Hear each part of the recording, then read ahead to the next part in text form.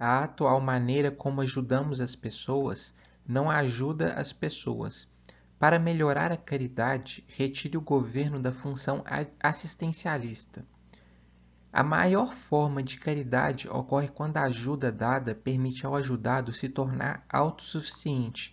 Assim, argumentou o filósofo judeu Maimônides ainda no século XII. No entanto, os sistemas de caridade estatal vigentes, eufemisticamente chamados de sistemas de bem-estar social, geraram um efeito oposto.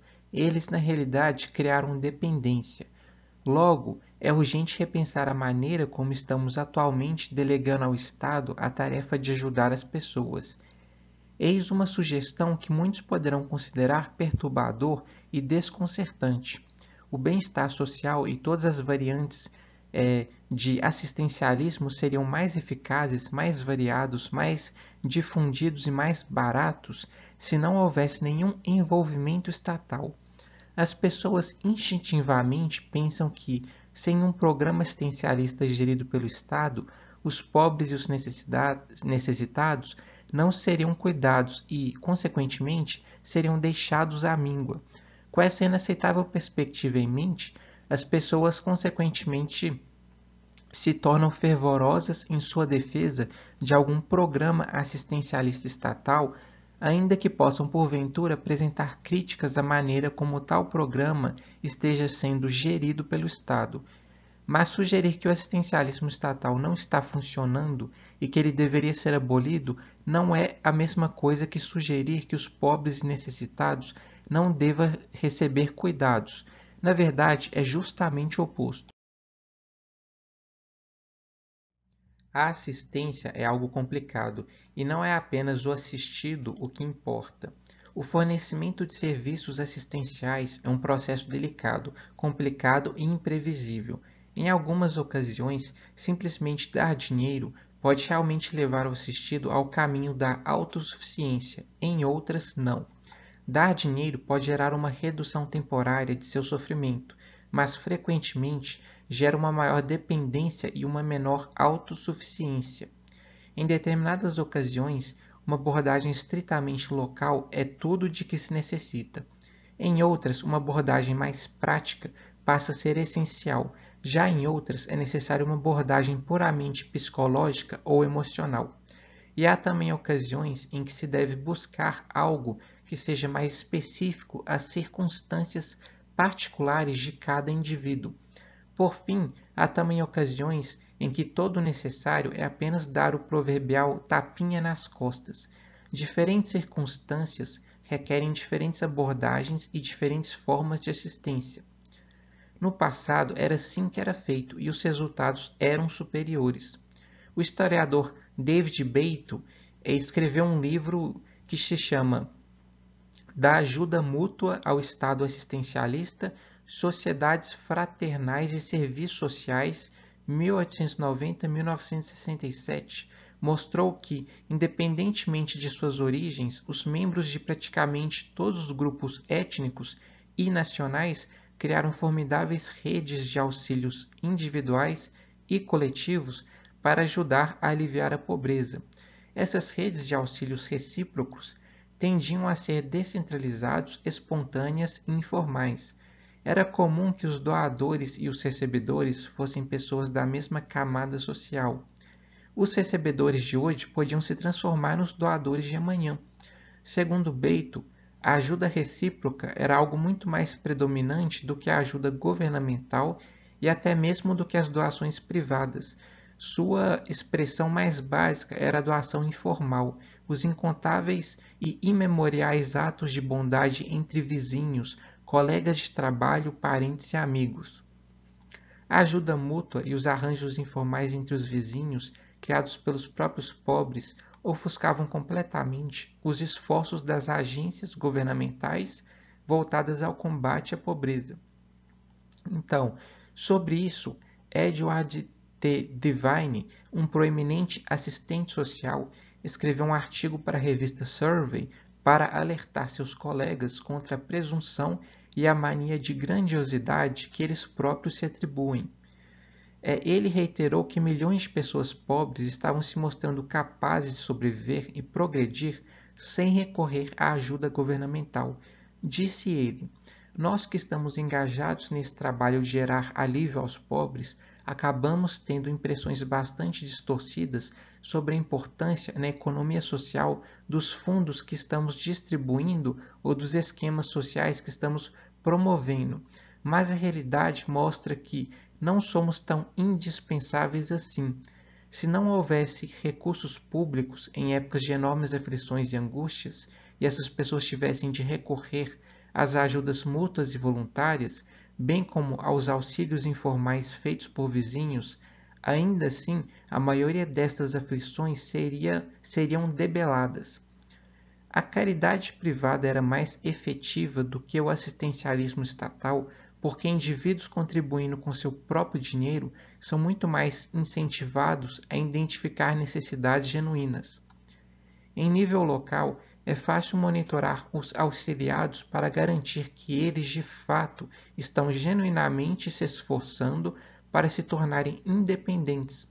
Com efeito, no passado mais distante, grande parte da ajuda fornecida vinha daqueles que conheciam pessoalmente os recebedores do auxílio. Em contraste, burocracias estatais centralizadas são impessoais por natureza. Elas lidam com milhões de indivíduos que estão na lista dos auxiliados, de modo que é impossível conhecer cada um pessoalmente. Acrescente a isso o fato de que elas estão distribuindo o dinheiro alheio, extraído coercivamente via impostos, e você concluirá que os incentivos para se determinar as genuínas necessidades desaparecem quase que por completo.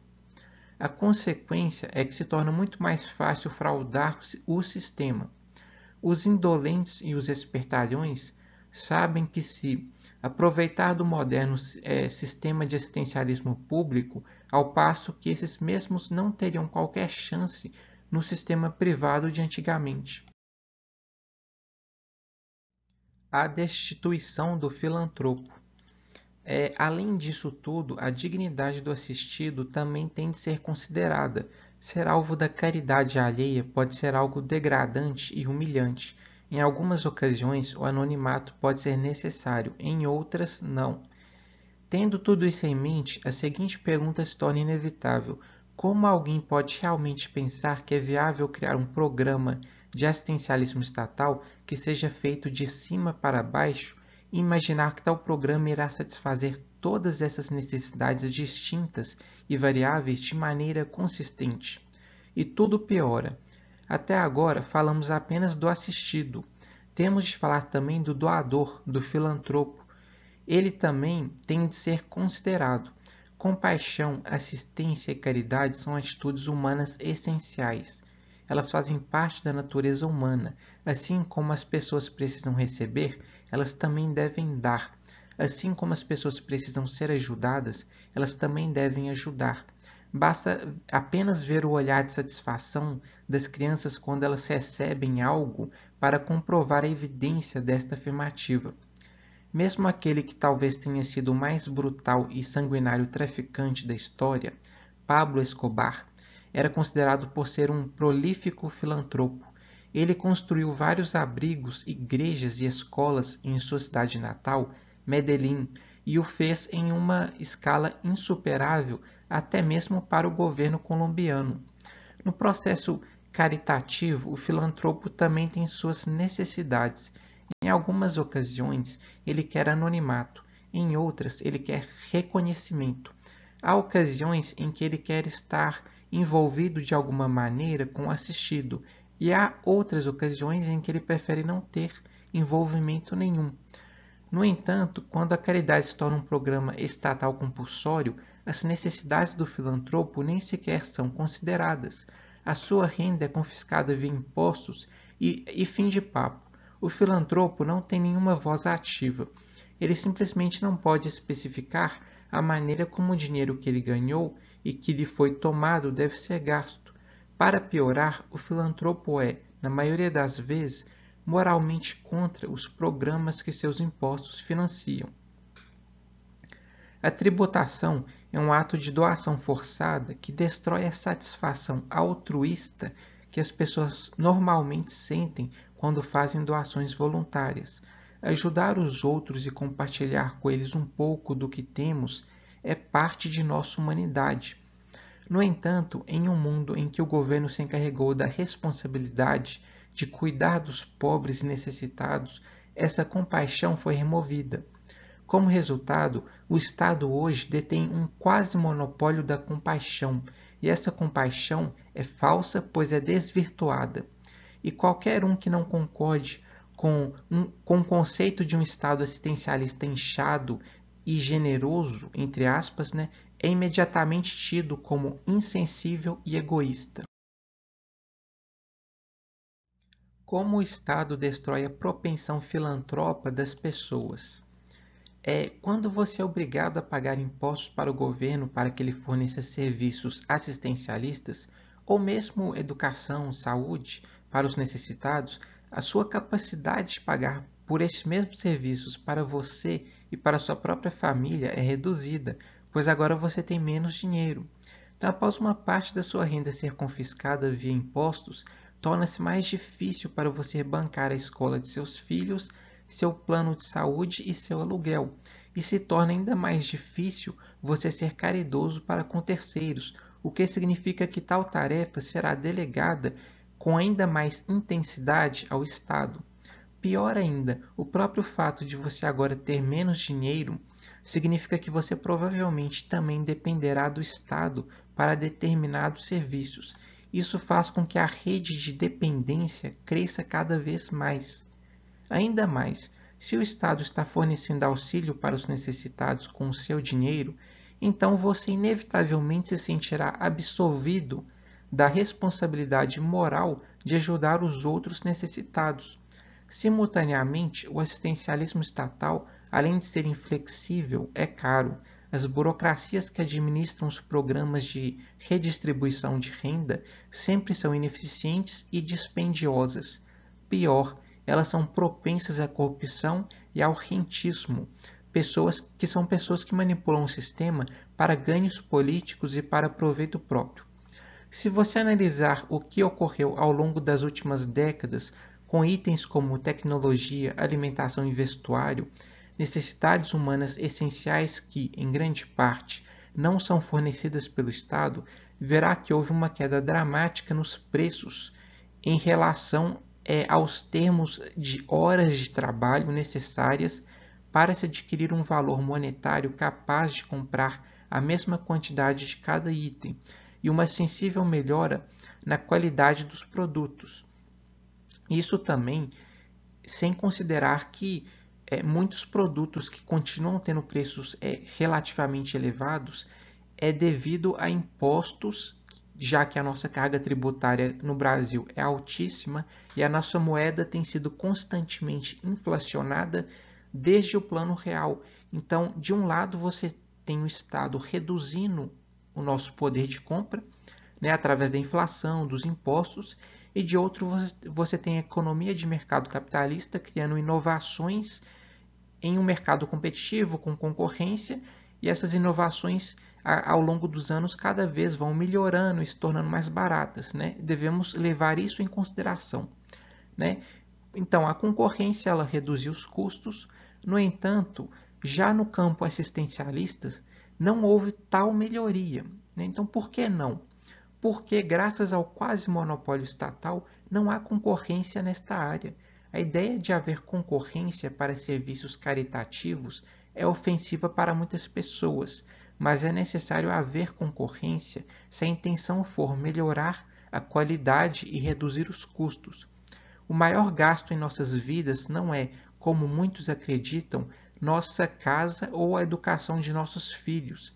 Nosso maior gasto é com o governo, e tal gasto não deve ser mensurado apenas em termos de carga tributária, mas também em termos de regulamentação, de burocracia, de infraestrutura decadente e de serviços pelos quais temos de pagar em dobro, pois o que o Estado fornece com nossos impostos são serviços lastimáveis, como a saúde precária, a educação ruim e a segurança.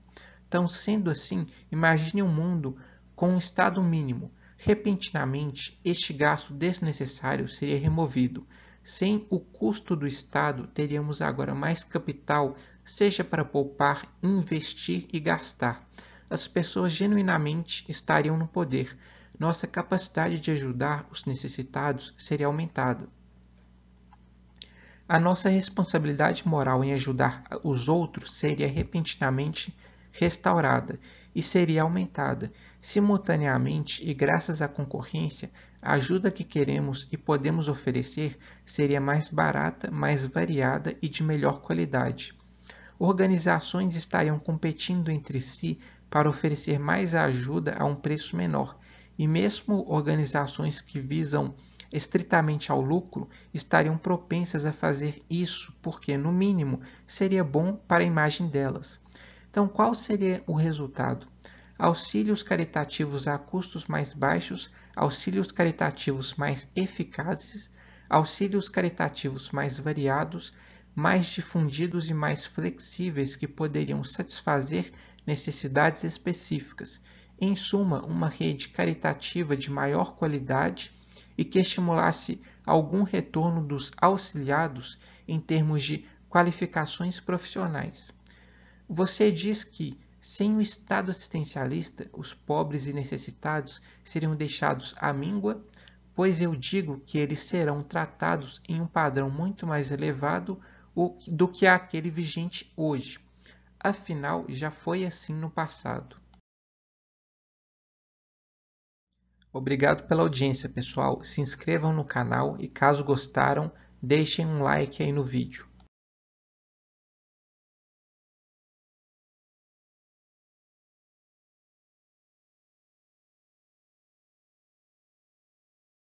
Algumas sugestões de leitura que são baseadas nesse tema aqui do vídeo. Esses 3 livros são muito recomendados, muito interessantes.